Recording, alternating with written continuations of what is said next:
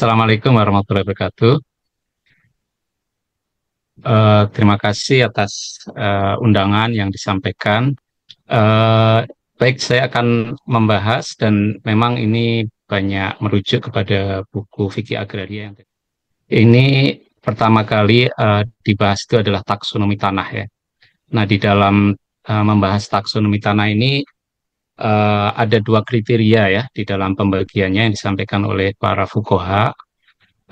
Pertama adalah status penguasaan tanahnya dan kedua adalah status pemanfaatannya. Nah, kalau berdasarkan status penguasaan, tanah itu dibagi menjadi tanah milik atau al-arodi al-mamlukah kalau dia sudah ada hak milik yang melekat di atas tanah itu. Lalu yang kedua adalah tanah bebas atau al-arodi al-mubahah. Ini bisa berarti tanah bebas, artinya bukan milik siapapun, tetapi sebetulnya dia menjadi prasarana kehidupan masyarakat setempat ya.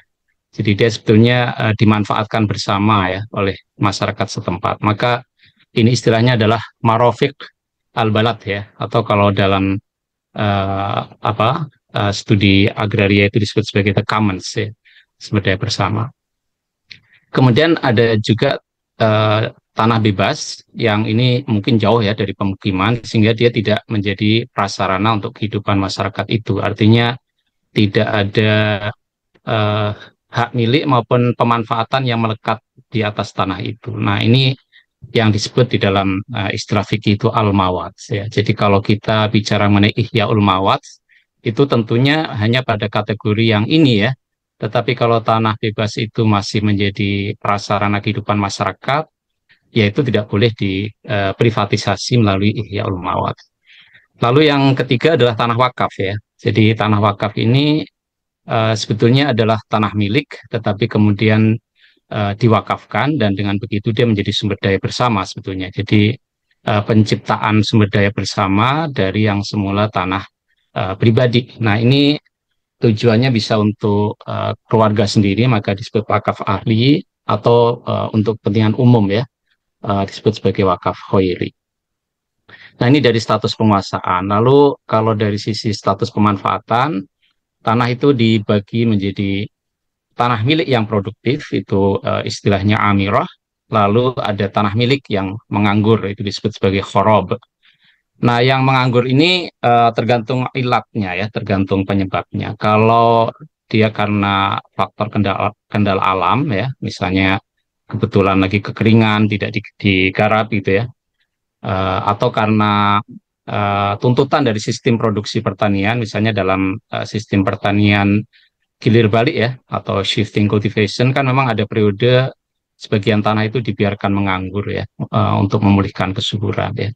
Maka ini ilatnya itu karena hal itu ya, dan itu nanti tidak bisa dicabut haknya. Meskipun menganggurnya lama ya, di dalam sistem cultivation itu kan dianggurkan bisa sampai 5 tahun, 7 tahun gitu. Itu nggak boleh dicabut. Tetapi bisa juga tanah milik yang menganggur itu karena ilatnya itu akumulasi atau spekulasi tanah ya, sehingga karena terlalu luas tidak bisa mengerjakan ya, maka itu bisa dicabut ya. Umar bin Khattab pernah mencabut tanah Bilal ya. Bilal, saya lupa nama belakangnya, tapi ini bukan Bilal yang muadzin itu ya. Karena ini ya, karena dia tanahnya terlalu luas dan tidak bisa mengerjakan ya. Kemudian yang ketiga adalah tanah bebas yang dimanfaatkan sebagai prasarana kehidupan masyarakat ya. Ini yang disebut sebagai marofik al-bilad ya, al-balad.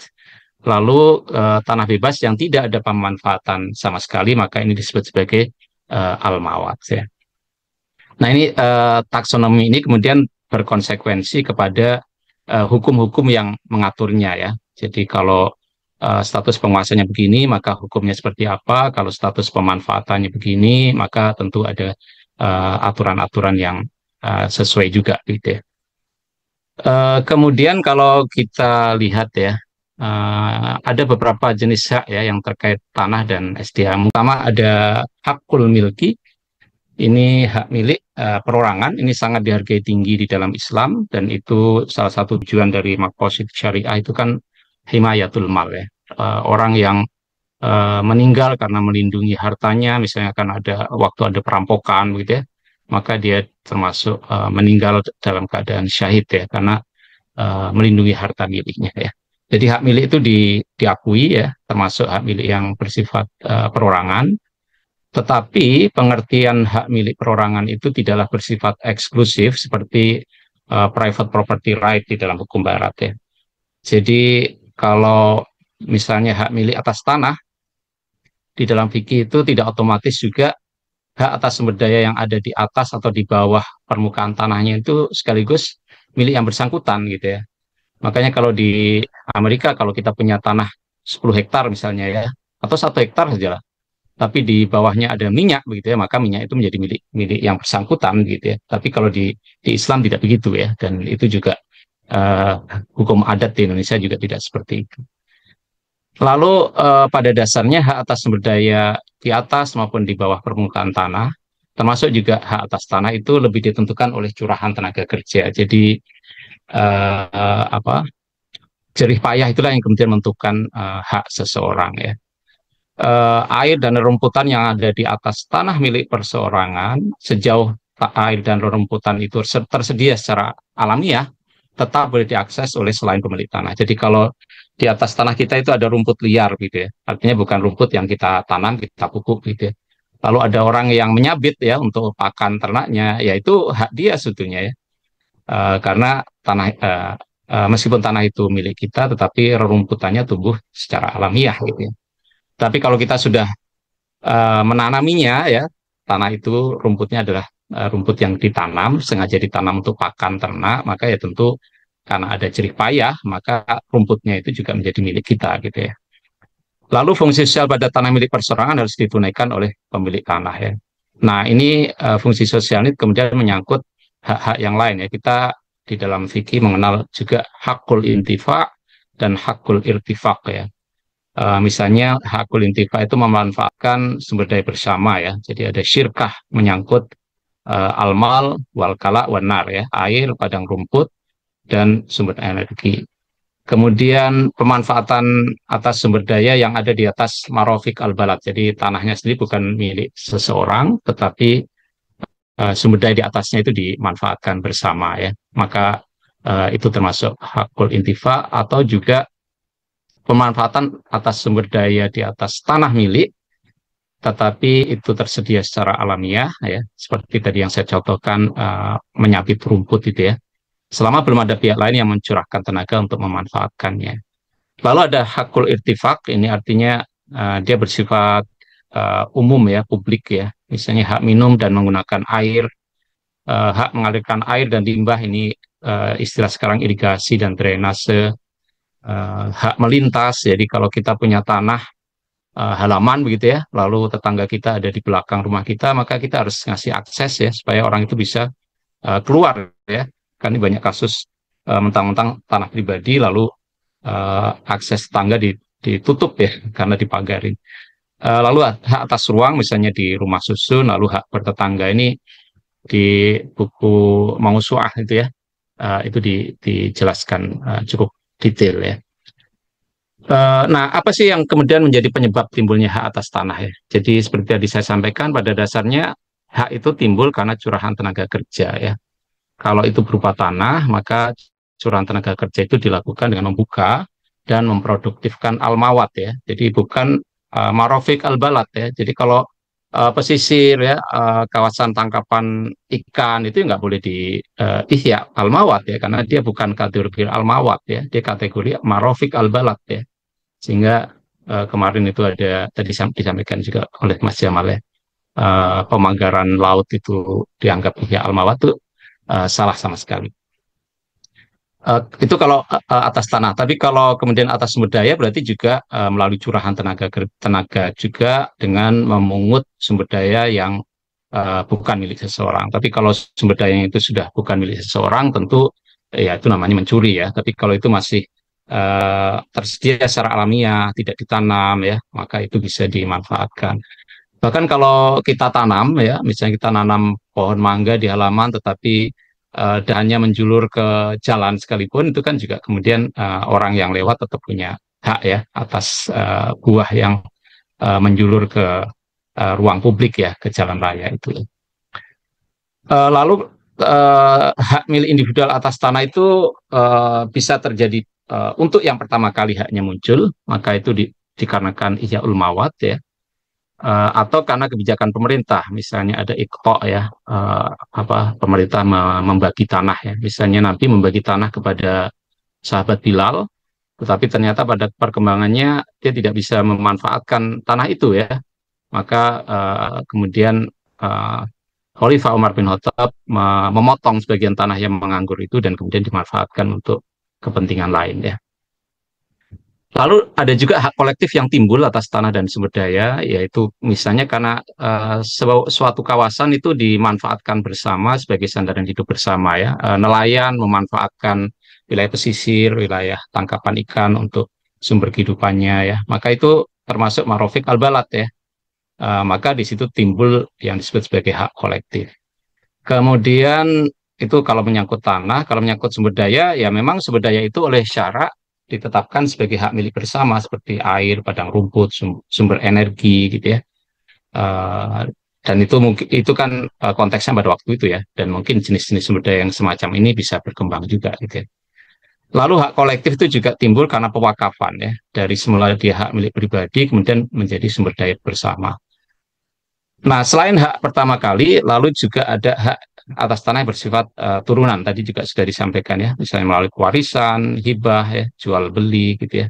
Itu kemudian timbul hak-hak yang sifatnya turunan, bukan hak pertama kali. Uh, Kemudian ini beberapa ketentuan hukum. Pertama, iyalul mawat.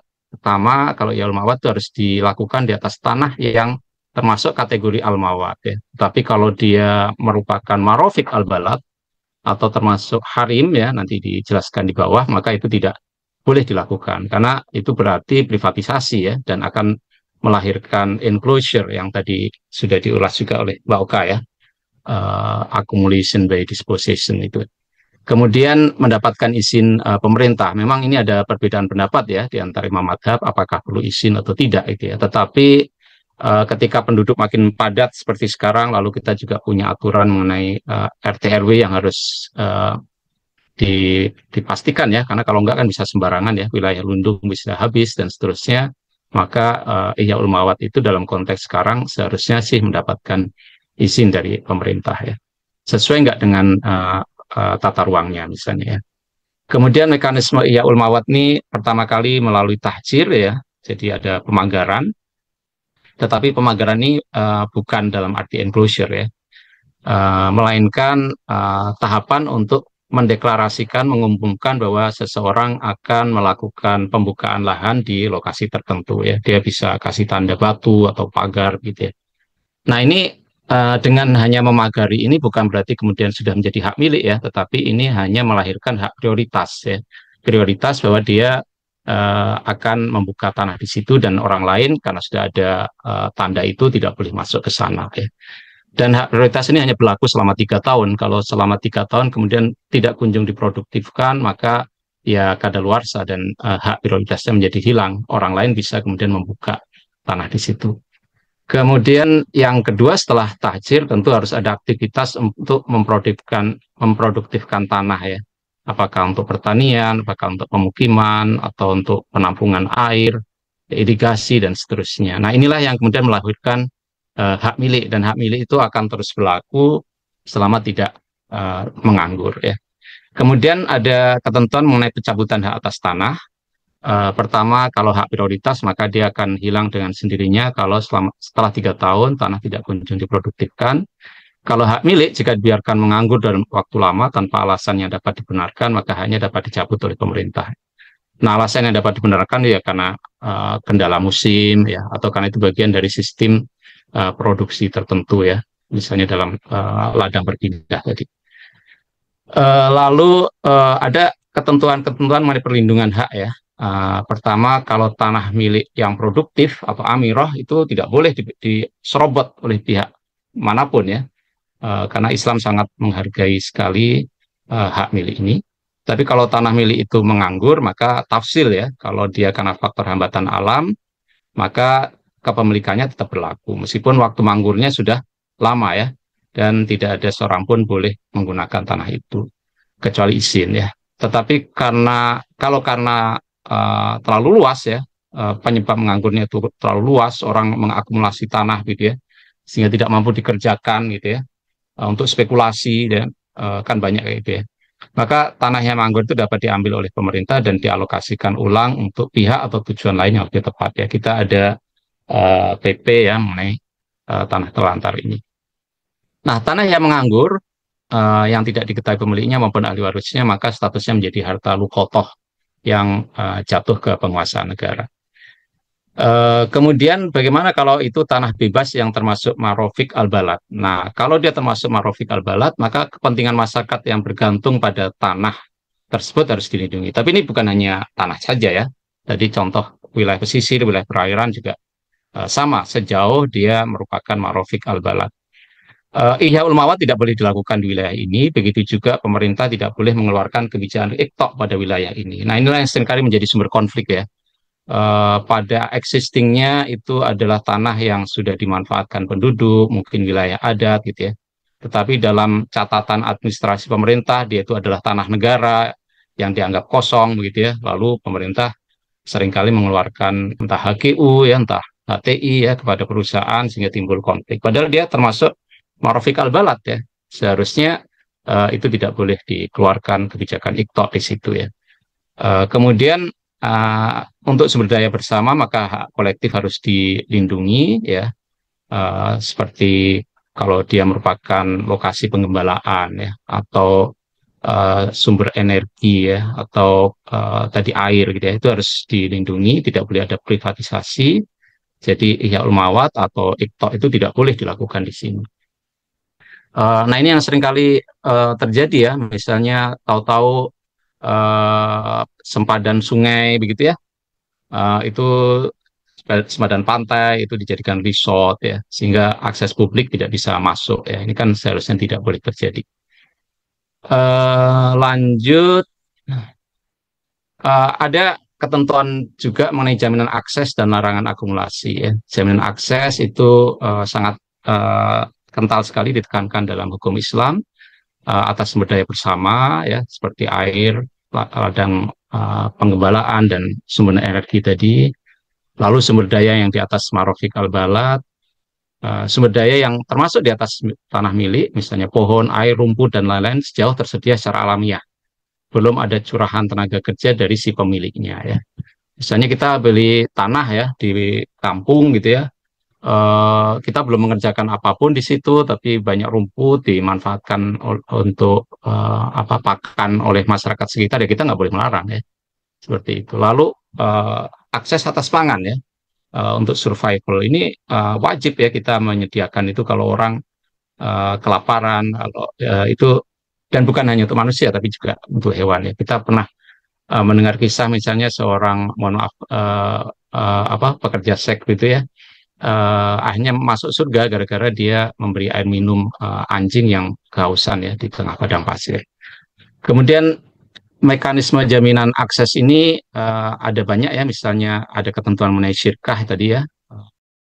Lalu ada hak al-intifak, hak al-irtifak, ada harim, nanti ada penjelasan, lalu ada redistribusi melalui ZIS, lalu ada larangan akumulasi, ini jelas sekali dalam At-Takasur dan Al-Humazah. Lalu juga wakaf itu menjadi mekanisme juga untuk melahirkan jaminan akses. Kemudian ketentuan hukum mengenai pemeliharaan tanah dan SDA, ini ada konsep harim ya, al-harim. Ini artinya perlindungan area tertentu agar status hak dan keberlanjutan manfaat dari area tersebut dapat terjaga.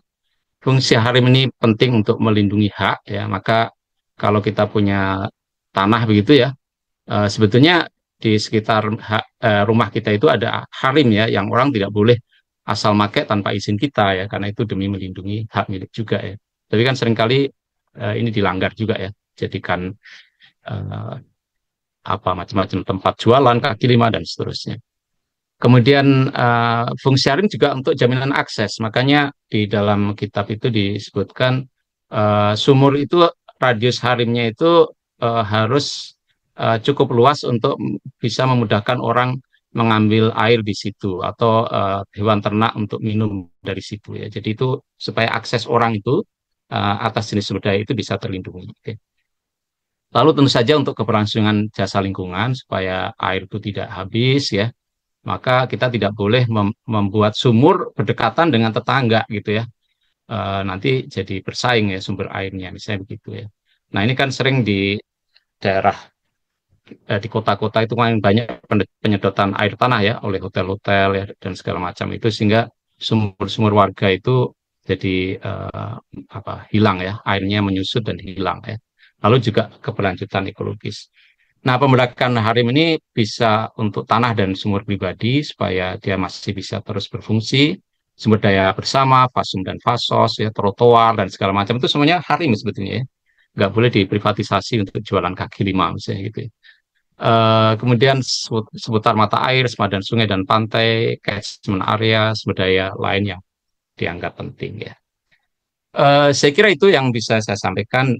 Ini terutama merujuk ke buku fikih agraria ini. Tapi sedikit tadi mengulas wakaf yang ada di